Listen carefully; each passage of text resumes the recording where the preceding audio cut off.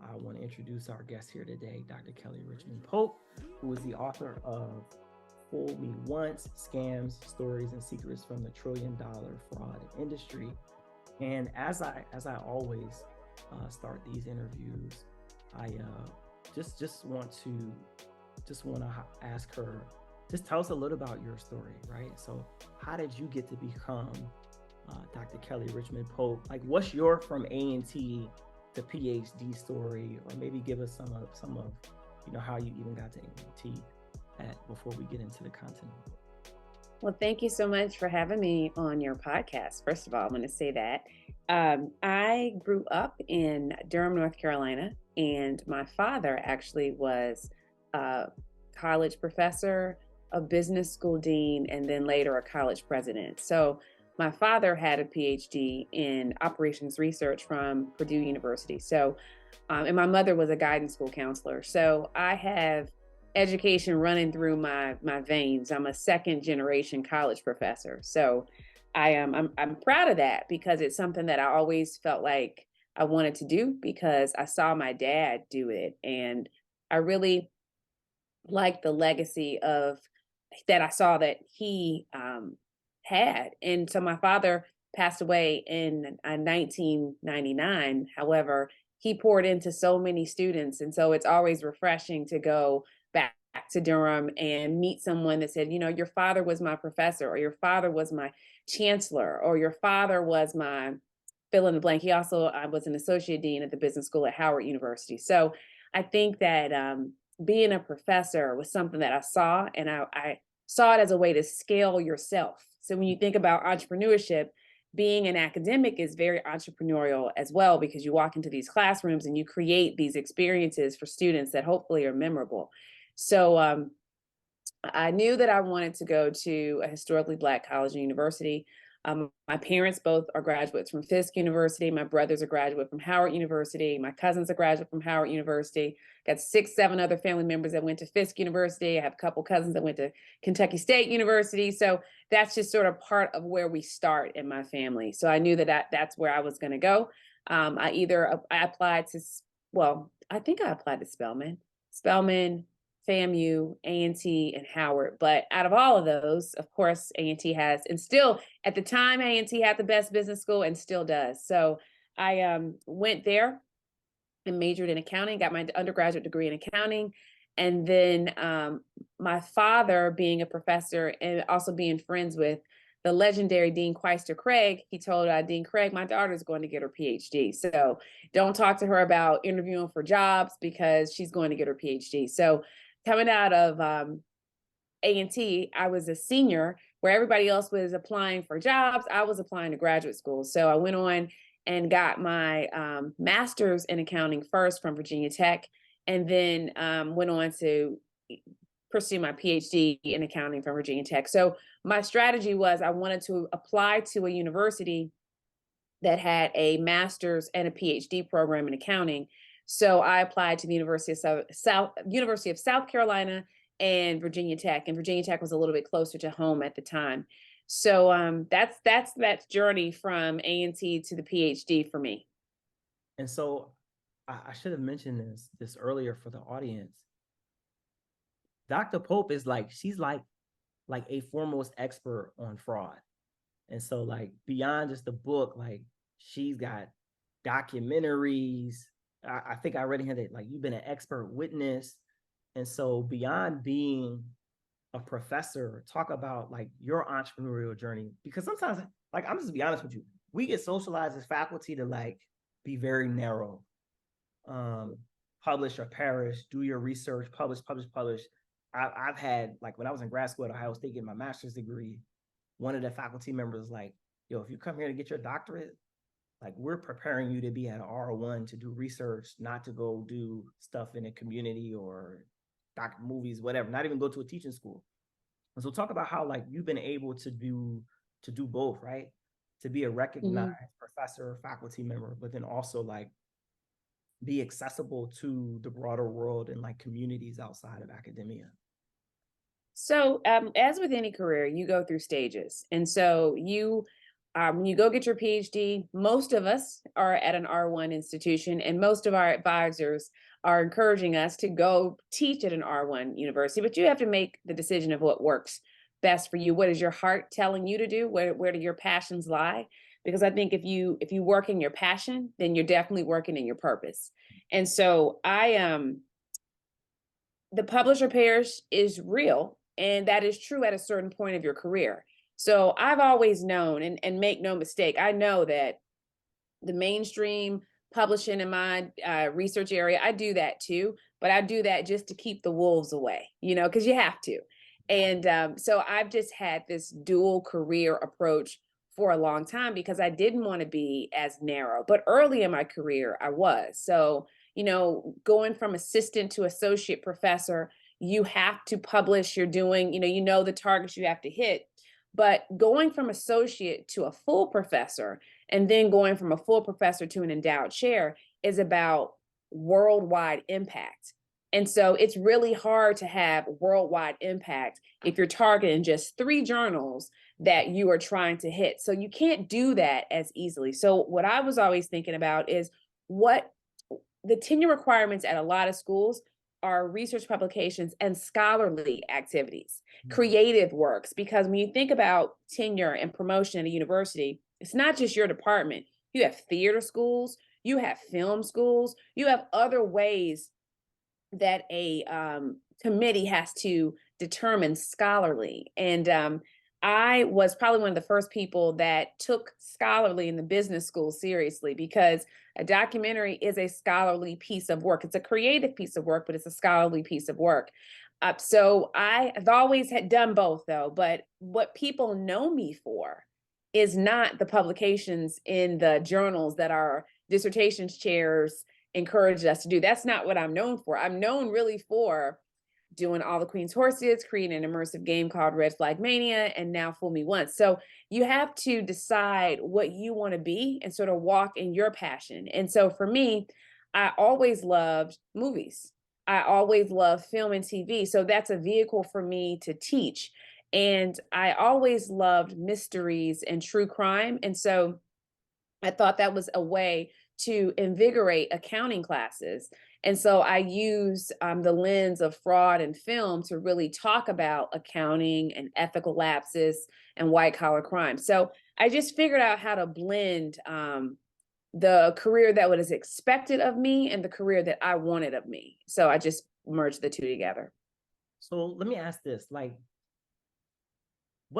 do you make a documentary? Like, did you have to crowdfund? Did you get angel investors? Did you put your own money up for it? Did you look, I got this camera, we're gonna go do these interviews?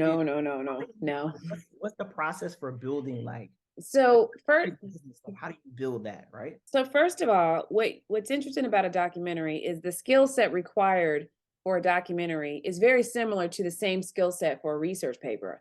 What is your research question, and what data do you need to collect to answer that research question? The data in a documentary film is talking to people, and then you need to vet those people that you're talking to. So it's a very similar process in terms of funding. Because I did the documentary when I was an associate professor, I get asked to do a lot of keynotes and trainings at corporations. And so it was easier to go back to a company and say, hey, I'm doing this project. I think it's going to have massive appeal. Would you be willing to make a donation to this film? And so I did that a couple times, enough to have enough money to fund the documentary. And so it was a very expensive project to do. I'm one and done. That's why you hadn't seen another one. But you'd be surprised what you know when you stretch yourself and find a complementary field. You learn what you want to learn. And the documentary filmmaking process was not very different from the research writing process of a paper. You wouldn't think so, but it really is. That's interesting, because one of the fears that scholars have, I don't say fears, but for some people in graduate school, they're afraid that their writing isn't good enough. And I would imagine for somebody wanting to do a documentary, is my filmmaking good? And that's the equivalent of can you write the work, but just in a different, arena. And I never question myself that way, because early in your career, nothing is where it is when you're more senior in it. So when I was a first year graduate student, no, my writing wasn't where it is now. That's just known. So probably the answer to that question is no, it probably wasn't good enough. It wasn't good enough to write a book to be published by Harvard Business Review Press, not then. So, you evolve. So you have to recognize that, or at least I recognize that I was at different stages. And if I had that doubt, and there were times where I felt like, I want my writing, I just want to improve. So I started reading more. I started reading The Economist more. I started reading the Financial Times more. I started reading things that would push me to think in a different way. So I sort of reshaped what I was consuming, and then that reshaped the way of my output. So if you have that doubt, fix it. If you have that doubt, it probably does need to be improved. Yeah. So that's coming from somewhere. You know when you hadn't done what you needed to do, and so you know what you need to do to fix it. So fix it. So did you watch more documentaries to prepare for the documentary? No, I didn't. Because I didn't watch more than I normally did, because I knew the story that I wanted to tell, because I had a question that I wanted answered. So the question I was trying to figure out when I did my documentary was, how does one person steal $53 million and no one know? That was the question that I wanted to answer. So it made it easy for me to do the research, to talk to the people, to track the people down, to find out the answer to that question. So I love stories, and so I appreciate the storytelling process of any piece of content, whether it's watching Bel Air on Peacock, whether it's watching something on Netflix, whether it's Inventing Anna or Ozarks. There is an art to storytelling, and I think that you can pull from that to place your scenario into a storytelling format to make it sound better. So I didn't watch more, but I did enroll in a film fellowship program that was sponsored by this organization called Cartemquin Films. And they launched this program called Diverse Voices in Docs. And what they wanted to do was to try to diversify the filmmaking landscape in Chicago. And so I applied to this program, not thinking that I would get in, and I did. But numbers tell stories. I mean, if you think about what a number is the end point of a series of transactions or actions made by someone. So let's sort of roll it back and find the people that made those transactions and start talking to them. So that's why it was important to study it. I mean, I didn't just say, I'm gonna make a documentary, I'm gonna pick up my iPhone and start shooting. I had to meet the right people. So my director of photography, Keith Walker, works with Oprah. My other director of photography, Bing Liu, was nominated for an Oscar for his documentary, Minding the Gap, about 4 or 5 years ago. So these are real people. And so doing that film fellowship program put me in the community of the best. So I knew if I'm gonna do it, I'm gonna do it right, and I gotta be around the best. And so it gave me the network that I needed to produce at the highest level. Yeah. So All the Queen's Horses is in some ways in this book. Sure. I'm wondering if you could tell us the biography of the book. So what's the story behind the story? Like, how did you create the book? How did you, years and years of your experience working in the field, like, how did you come to this product? Well, one thing that you'll notice with the book, and yes, you're right, All the Queen's Horses is throughout the entire book, because there's a lot about the process of doing a documentary and what I learned. All of it's not in the film. So the film is an entertainment piece, but the book is part entertainment, part educational as well. And so the way I organized the book was based on the key players when fraud happens. That's the perpetrators, the prey, and the whistleblowers. And over the years, what I've noticed is all perpetrators aren't the same, all prey aren't the same, and all whistleblowers aren't the same. And so when we think about a lot of the true crime that we watch, that we consume on TV or listen on true crime podcasts, a lot of times they are talking about intentional perpetrators. And those are people that know the ins and out of an organization, know the loopholes, use those loopholes to receive personal gain. most of us don't identify with an intentional perpetrator, but many of us can identify with these other two categories that are in the book, and those are accidental perpetrators and righteous perpetrators. And so the book is organized based on those chapters. So like chapter number 1, 2, and 3, the first section is about perpetrators. The second section are about innocent bystanders and organizational targets. And then the last 3 chapters are about whistleblowers. And you can have 3 types of whistleblowers. Now, whistleblowers is a very targeted word, triggering word, because when I say whistleblower, you say snitch. When I say whistleblower, you say traitor. When I say whistleblower, you say snake, a busybody. You say all of these things. That is a category of whistleblowers, and they're called vigilante whistleblowers, but we need them. They don't mind their own business, but they have very valuable information to share. You want a whistleblower, I think about the vigilante whistleblower, like the older lady that's sitting in the window watching the cars go by, and the person that's speeding down the street, she's calling the police. You want her there. You actually do. She's not minding her own business. She's keeping an eye on the community. That's the vigilante whistleblower. The other 2 categories of whistleblowers are also very important, and those are accidental whistleblowers and noble whistleblowers. And so Kathy Swanson, who is the whistleblower in my documentary, All the Queen's Horses, is classified as an accidental whistleblower. She just was doing her job and stumbled upon something that her boss was doing wrong and kept investigating it. And then a noble whistleblower is very similar to a vigilante whistleblower, because they are part of a team and they know what the team is supposed to do. They know the safety protocols, for example, that a team is supposed to go through. And say your team decides they're not going to do it anymore, and you step out and say, we didn't do this right, and I'm going to let our supervisors know. You sort of step outside of the group and you blow the whistle. That's the noble whistleblower. So I thought that it was important to create these categories so that people could see their own roles that they play in sort of this fraud cycle. So the book is organized based on those chapters, followed by stories and cases of people that I've interviewed over the years that have visited my class. And then the All the Queen's Horses story runs throughout. So I think about the perpetrators. Oh, which perpetrator? The perpetrator who was righteous, the righteous perpetrator who was like Robin Hood. I'm defrauding these rich people, but I'm giving it to poor. I'm helping my sick family. This community over here is poor. Well, guess what? I'm buying everybody Christmas gifts, backpacks, or whatever. Yep. How do you? I guess I'm wondering, like, from a moral perspective, like how do you think society should deal with those folks?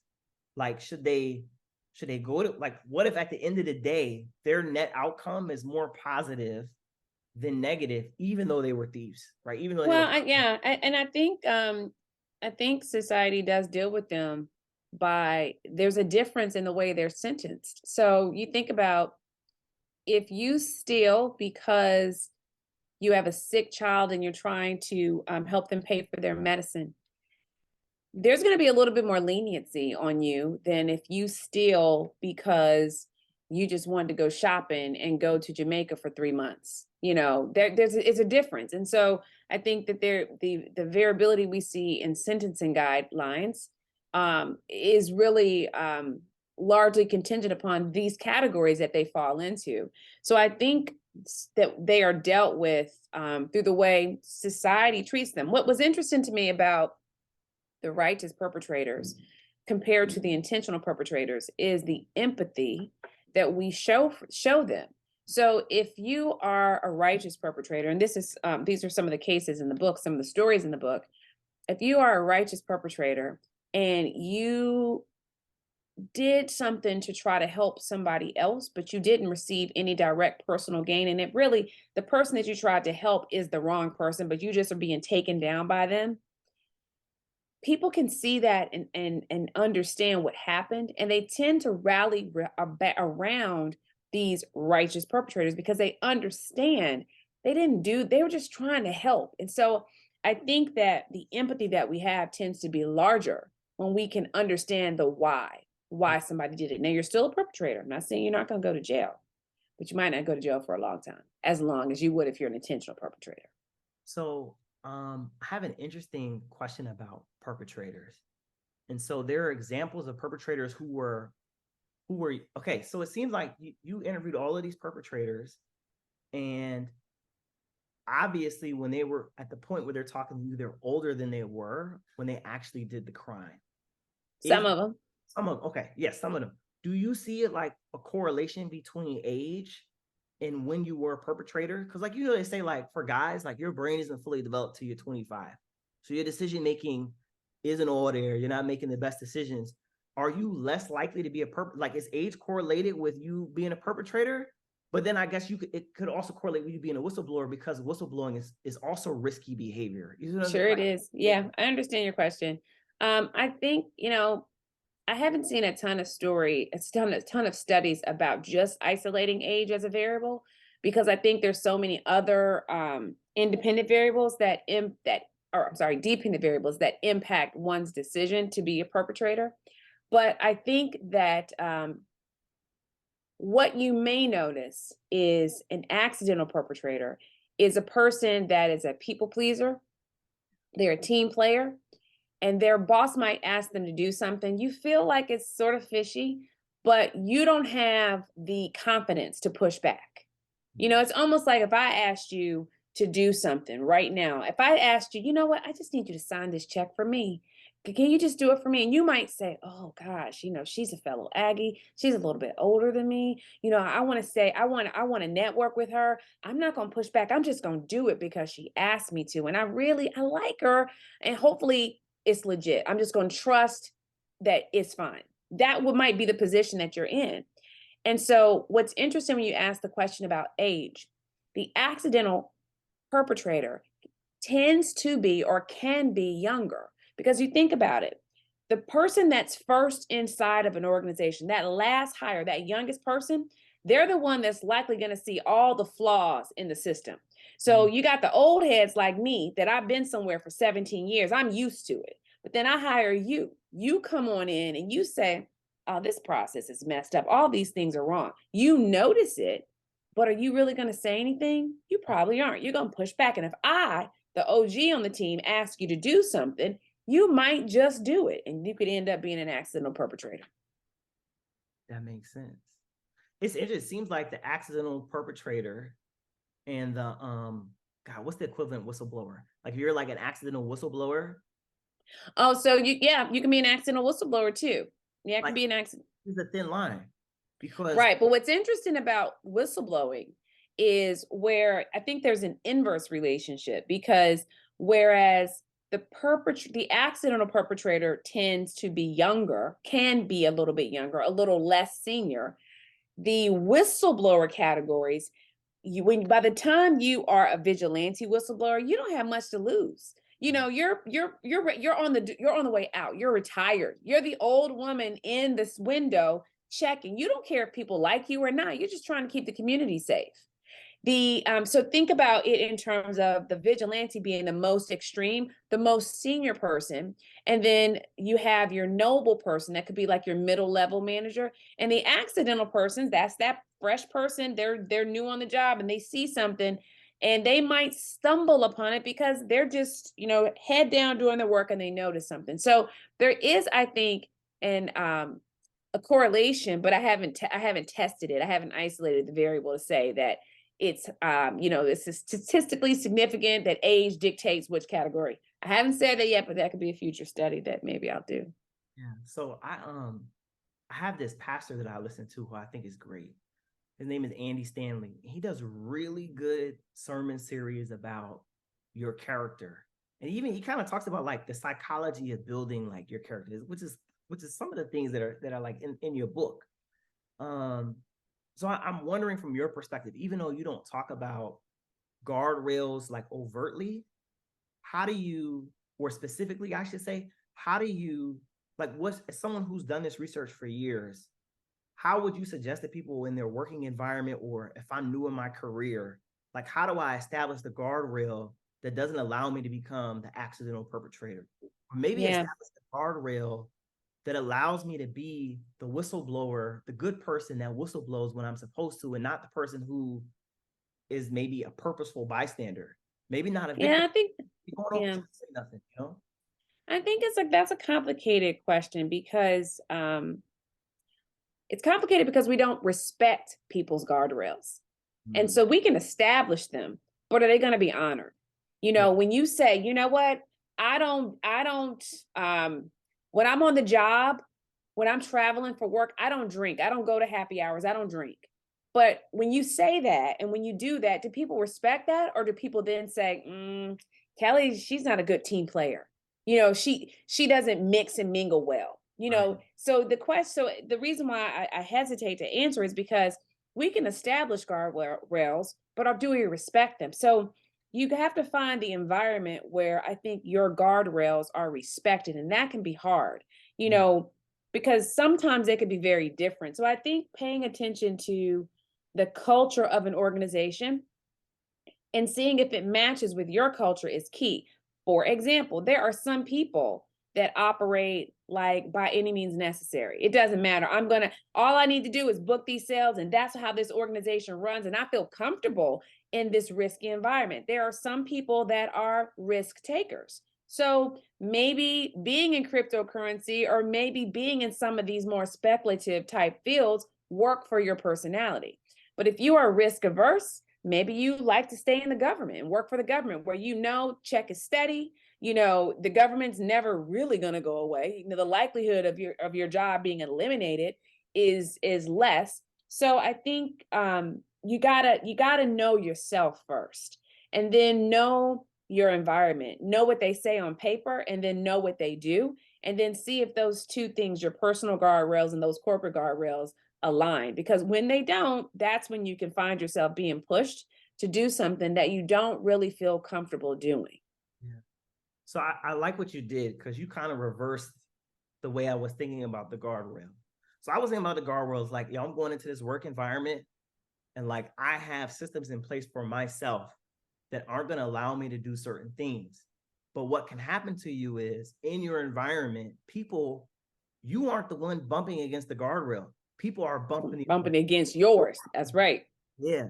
And so that's right. It's important for like people to think about that. No matter where you are in your career, understand where your guardrails are, but then understand, wait, this person is they're pushing against, it's like the bumper car. They're pushing against you.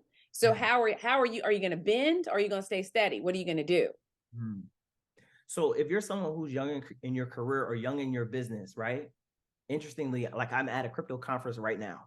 Good for you, I guess.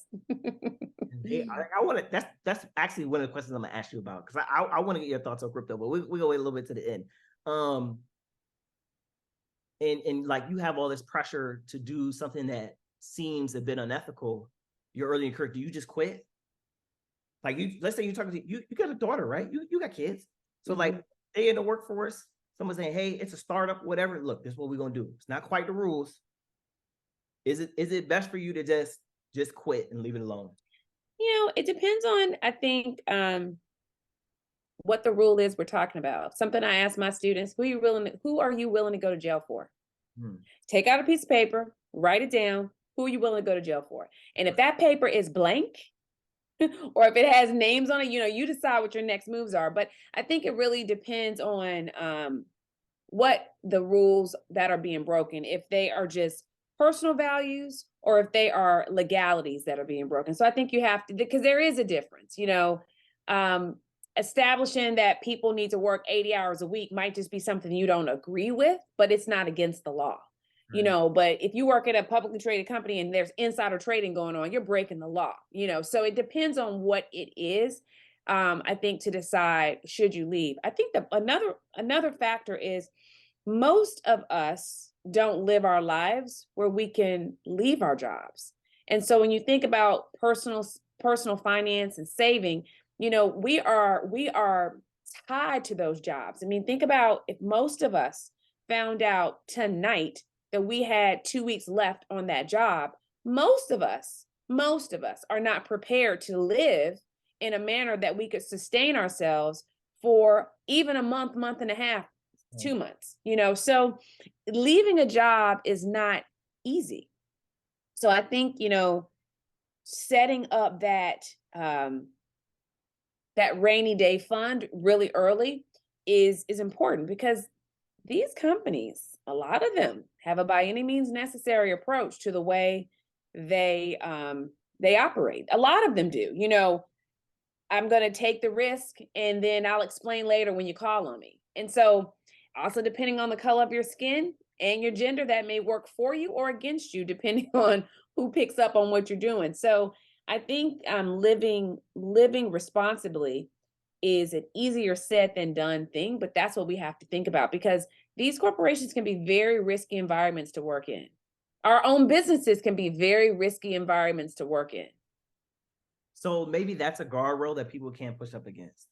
If you're wise with your money and you set up your rainy day fund so you can live 6 months without a job or whatnot and maintain, maybe that's one guardrail you can set up in place that whomever can bump up against, but you got to make it those 6 months. You got to get to the point where you've saved up those 6 months too. So for sure.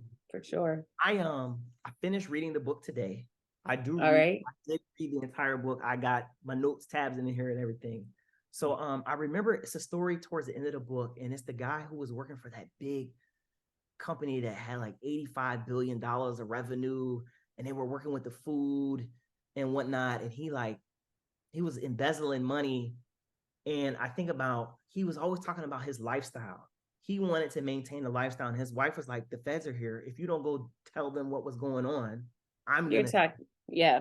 And I was like, man, people get gripped by their money. And we all do. Yeah, we all do, though. It can happen. I mean, especially as you move up and you are, making well more than 6 figures, and you have stock options, and you have a family, and you have 5 cars, and you have multiple houses. Yeah. You're feeding that lifestyle. So it's hard to walk away from that. That to me was one of the more poignant stories, especially because his wife was his guardrail. And I don't think she left him. No, she didn't leave him. She stayed with him. So that stayed with him was very interesting, because there are other stories where the husband became the ex spouse. But that person's wife stood with him. I think about who you are in this book, and there's 2 things that stand out to me. Or it's obvious that you have a tremendous amount of respect for whistleblowers, like tremendous. Mm-hmm. Like, you don't like the terms snitch, rat, whatever. You don't like those terms, but it also seems like you have a lot of what I would say non-judgment for perpetrators necessarily. Like, they come to your class, they reach out to you, like you have conversation with them. Like, what is it like for you interacting with these folks who essentially have been liars and thieves? Like, how do you do the research in a way that where you're not judging them for what they do? Sure. Yeah. First, just to keep it candid and 100, they just got caught telling their lies. A lot of us don't. I mean, so how many of us, by the grace of God, are where they were? And so I think about changing the narrative around, look at what they did, and sort of turning a mirror and say, well, look at what I do. I have called a personal expense, a work expense, many a day. I have taken a friend out and called it a work lunch, and it was a friend's lunch. I have been sent something from Amazon, and I ordered 1 and got 2 and kept both of them, or sold the other one on eBay. I mean, people's transgressions start small, and we all do stuff like that. So I feel like just because their transgression was larger or more known, I want to learn from them, because there's pieces of all of us in all of these stories. And so what I did, if you go to my website, kellyrichmondpope.com, and go to the top, you'll see games. There's a game I created that goes with the book, and it's called the Fool Me Once Fraud Experience. And so if you click there, you'll see this game, and it's the first game, and you click on that, and you play it. And there's 2 paths that you can play. It's either you can report fraud or you can commit fraud. And so when you go through each side, what it tells you is, if you were ever to be a whistleblower, what category would you fall in? Would you be an accidental whistleblower? Would you be a noble whistleblower, or would you be a vigilante whistleblower? On the perpetrator side, it tells you the same. It tells you, would you be an intentional perpetrator, an accidental perpetrator, or a righteous perpetrator? And it's fascinating to see where people are falling. So when you read the book, if you're an intentional perpetrator, that's the chapter you're in.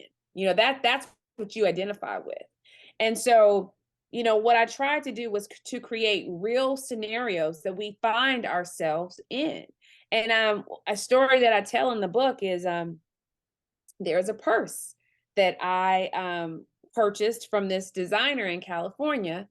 And I bought the purse. It came. I was super excited. Well, the next day, a second purse came. I only ordered one purse. I did not order two purses. And so when that second purse came, I was like, oh, yeah, I got to send this back. But I was talking to a couple of my friends. They were like, girl, don't you send that purse back? Sell it. It wasn't your fault that they sent you two purses. You can pocket that money. We can go to dinner. Like, no. And I said, we can't do that. I'm not doing that. And they were like, well, why not? And I said, well, think about it. A, is wrong. Let's start there. A, is wrong. I do fraud research, bad look. But two, what if I did do what you said? I kept the purse, sold it on eBay, and pocketed the money. And then 2 months later, the company calls me and says, hey, Kelly, we noticed we were doing our inventory check, and we noticed we actually sent you two purses. Can you send that purse back to us? Well, what am I going to do now? I sold it. Am I going to tell them I sold it, or am I going to lie about it? So let's say I lie about it. And they say, well, the tracking and the image shows that the bag was delivered to your house. So you're telling me now that this image is inaccurate and you didn't get this bag? A story of lies, a circle of lies. I don't want that on my conscience. So you would be surprised how many people, when they do that scenario in the game, say, absolutely, I'm keeping the purse. I'm not calling the store at all. I'm not calling, and actually that happens to me all the time. This is us. This is not them. This is what we do.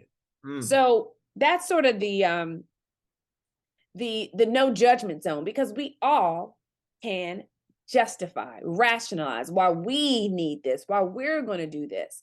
So I wanted people to dig a little bit deeper and stop thinking everybody steals for greed. Everybody's like Bernard Madoff. Everybody's not like Bernard Madoff. Some people are just like you and me, where they're going to take that extra bag, or they're going to, steal from their employer, but they don't think about it as stealing, because they think about, oh, it's just extra time. I'm doing some personal things. Your company didn't pay you to do that. That's a form of it too. So we have to realize our own missteps so we can curb fraud and make it go down in globally. So that's what I wanted to do. So if it feels as though I'm giving respect to them and no judgment, it's all of us. We all can do these things. So I don't want to come from that judgment zone, because we all do it. They just got caught. I was man, this book made me think about myself. Mm-hmm. I'm like, there was anxiety is too strong of a word, but for the sake of the conversation, like, if I had anxiety, I had it in two ways. The first way was just like, wait a minute, like this is me. Like I could be any one of those people. And the way that you wrote it in a non-judgmental way was sort of like a hidden curriculum in the book about, like, this could be you, and you break down how this person could be the individual reading the book. So I was afraid for myself, because I don't want to go to jail. I don't want to like shame my family name, mess over my wife, family, or all of that stuff. But then I was also thinking about, like, wait a minute. So earlier today, I stepped in I stepped on an anthill, and I didn't know it, and the ants swarmed my foot. And so for the rest of the day, I'm like, I got ants all over me. Like, I had an itch in my throat. I was like, did I swallow an ant? And they weren't anywhere near my mouth, right? And so now I'm walking around, I'm like, yo, is my homeboy a con man? So I'm like going back, I'm analyzing. That don't make sense. That don't make any sense. That, like, now I'm on alert. Is everybody playing a con game? And so, like, how do you? I remember we're going to the end of the book, right? You talk about these guys wanting to do this story on cryptocurrency, and they're gonna fly. Was it Spain? Was it Greece? It was somewhere. It was Spain. Spain, right? So, like, they know about your work and all of that stuff. And you're like, and so you said you had to vet them, right? Mm-hmm. I'm sitting there wondering, what's your vetting process? Like, what's your vetting? Can't tell you that one. When do you vet people? Like, how do you know, like, when it's appropriate to vet somebody? Like, do It's you have always like, it's always appropriate to vet somebody. Especially when you meet somebody online and they're talking about we're gonna fly you first class, business class to south of Spain in a week. You're like, oh, you deserve some vetting because that sounds crazy. yeah, So, it just was too good to be true, which is what I think about cryptocurrency. It's too good to be true. There's a reason why the banking system is set up the way that it is. mm, There is safety and guardrails placed in that system yeah, for a reason. And so it's just too good to be true. As my grandmother told me, there is no such thing as free money. That's the most expensive money out there. Anything free is the most expensive you'll ever pay. So I just always kept that close to me. that's interesting. So this is really good because I just did a whole series on the podcast about cryptocurrency. Well, no, I can't say that. It's Black folks in blockchain technology, and blockchain technology Okay, blockchain is different. That's a little. does That's not different. does not equal does not Yes, necessarily equal cryptocurrency. sure. And so I guess this gets into the one of the last questions I have. It's like if you're writing a final chapter about the book or an additional chapter to the book, like what would it be? Like what would you write if you were writing about cryptocurrency, let's say, and your concerns with like if you're have your vetting process for crypto, like what would your concerns be with that, or just whatever other thing you might have added on to the book if you had the space for another chapter? My biggest concerns about cryptocurrency is the lack of education, financial literacy that many of the crypto investors have.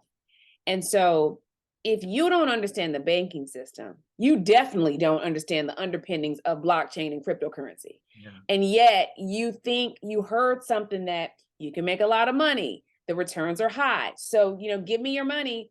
And for me, crypto feels like a well-marketed Ponzi scheme. Like who invest early are the big winners. So just like any nice pyramid scheme, the people at the top are the people that win. The people at the bottom, well, pray. But so I think it's sort of set up that way, or stated differently, it's like a glorified multi-level marketing type business. And so can money be made? Sure. But is the money being made because there is a sound identifiable asset that generates money at its core? Not really. It's you're trying to find as many people to invest, and you have to hold it for a certain time to Right. take your money out. What's the asset though? What's Right. the asset? Very You good. think about Starbucks, the asset is coffee, but it's not you're making money based on how many people go through the revolving door. And if Right. more people go through the revolving door, you make money with no underlying asset. Yeah. That then rings Ponzi scheme, multi-level marketing kind of things. So it's a little red flag for me, Yeah. because I just don't understand it, you Yeah. know. Man, you had a dope quote in the book from somebody, and it was like, I'm gonna get it wrong. It was at some point like when the vocabulary reaches a point where it's so complex, it just automatically it's thrown out. Confusion is the fraudster's best friend. Yeah. It's like if you and I had the same conversation, and I started talking about generally accepted accounting principles and started talking about all these FASBs and codes and all these things. If that's how I was answering your question, I'm just trying to confuse you to sound smart. And I'm just trying to confuse you. I could do that.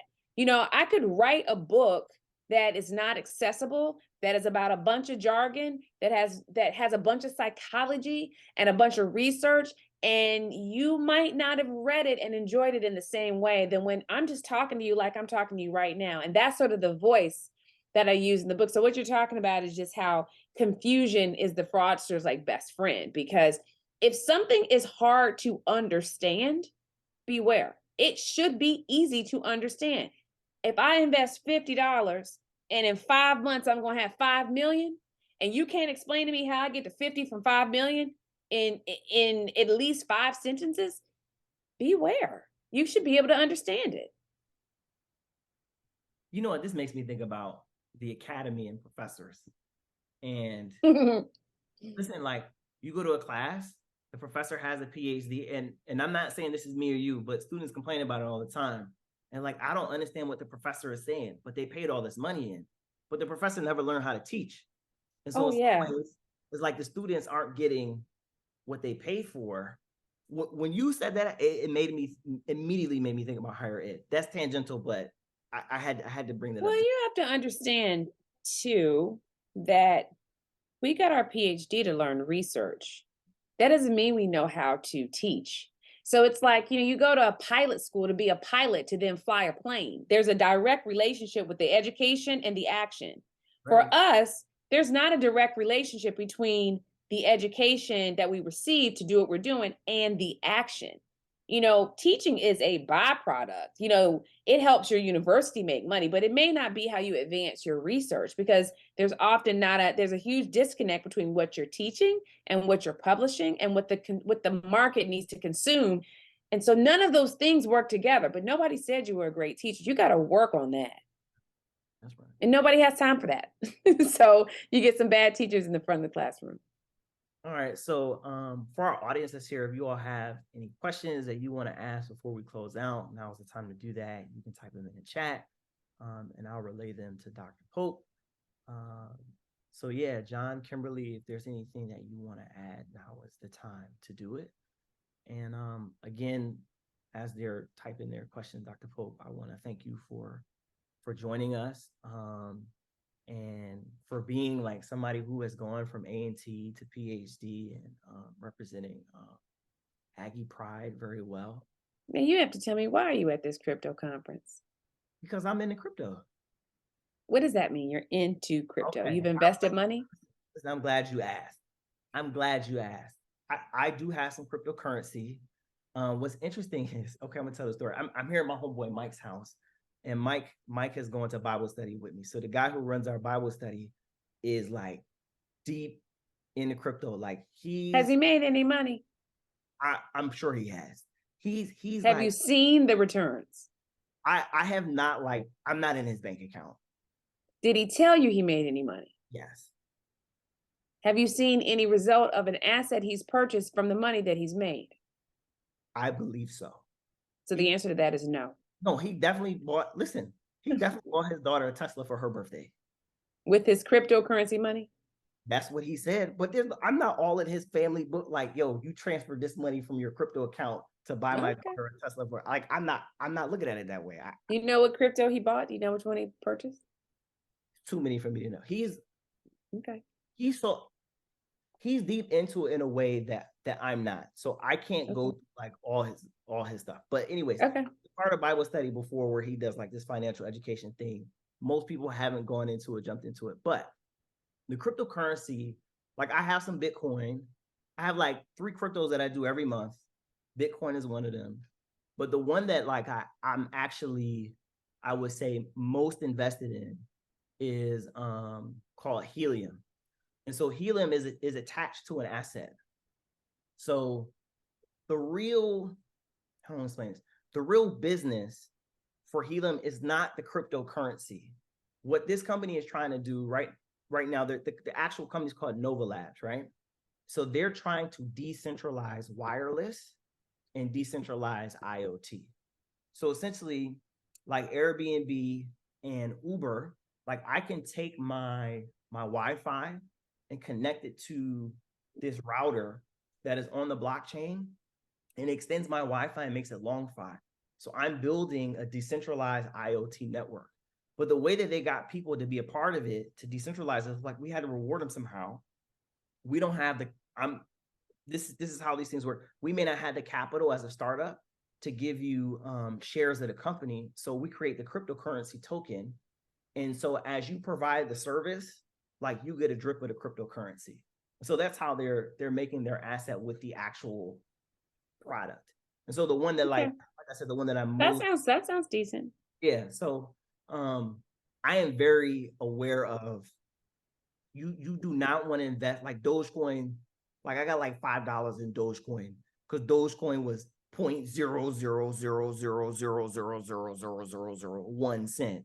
You know what I'm saying? Like, I'm not, it's a meme point. It's meant to be fake. And so like, I'm not into those types of things, but I think what most interests me is like the possibilities for blockchain technology. So I think about it like this, like you're a scholar, you publish articles. Once you publish the article, you don't get no benefit from that. It's done. But if the article was on a blockchain, and let's say there was a token, like let's say your article was an NFT, like artist, and now you can get like a drip of a token, and maybe that value. I should turn my book into an NFT. That's what I'm like. Listen, in my mind, I'm gonna cut this. So I can be sued by my publisher. We can't do that because it's already it belongs to Harvard. But what I'm saying is, I had a copyright though. Oh, you do? Mm-hmm. Oh, looking at the copyrights to me.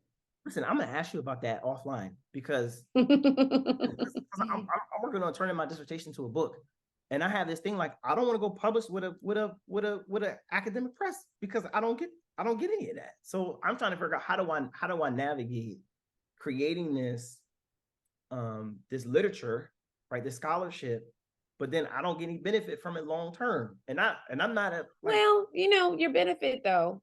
This is what you have to think about. Your benefit though, because you're a part of the academy, your benefit is where you publish it. And where you publish it is part of your CV. And that's part of how you keep your job and feed your family. So, you get some indirect benefit. You do. Right. Maybe I'm just being greedy. But I just feel like there's a better way to create, especially with publishing articles, where okay, the publishing company's gonna get their cut. But what if for every time the article got read or downloaded, I got 2 cents? Yeah, I'm just saying. Academics don't like money, so be careful with that. They don't like when you make money. So anyways, that's tangent. So there are no questions. Dr. Pope, I thank you for joining us. Aggie Pride. Hopefully I'll see you at homecoming one day. And I'll bring my book if you're gonna be there, and I'll take a picture with you with the book in hand. All right. Thank you for joining us, John, Kimberly. Thank you all for being here. Oh, wait a minute. There's one Q&A real quick. And so John says the book allowed him to reflect on my cases of fraud that he's seen in his career, and John is also a CPA. So good, John. I'm glad. Thank you for your comment. And he's, like I said, he went to A&T as well. So thank you for joining us here. John and Kimberly, if y'all hold on just 2 seconds, I'm going to talk about what we have coming up next, and then we'll sign off. Dr. Pope, you don't have to stay for this part. Okay. Thank you so much for the invite. Right. Bye-bye. Bye. All right. So John and Kimberly, give me 2 seconds. We're going to be real quick. And so the next gathering, the next episode of Entrepreneurial Appetite, we actually have Natalie Bassell, who is, if y'all watch Queen Sugar on the O Network, she wrote the book that Queen Sugar is based on, and she has another book that came out called We Are Each Other's Harvest. And I'll be partnering with Stephen Lucky, who is the founder of Gardopia Gardens, a nonprofit community garden on the east side of San Antonio, for a conversation about Black folks in farming. And I hope you all can join us there. Kimberly, I'll be making the post on the Patreon, so you'll have access to that. And for those of you who want to continue to support us, you can support us by becoming one of the founding 55 patrons. And basically for $5 a month, you get access to all of our conversations. And then the podcast, both video and audio, you get early access to the recordings as well. So if you miss an episode, you get access to it early before it goes onto the podcast. And so you can join that by scanning the QR code right there. And one of the major goals of this pool, this Founding 55, is like, I want to hire an intern to help with the production of the show, do the editing, because it's actually really difficult to do it myself and time consuming. And so want to provide an opportunity for a college student, Black college student, to make some money and get some training on how to do those things. So once again, Kimberly and John, thank you for joining us. You all have a good evening, and thank you for your support. Good night.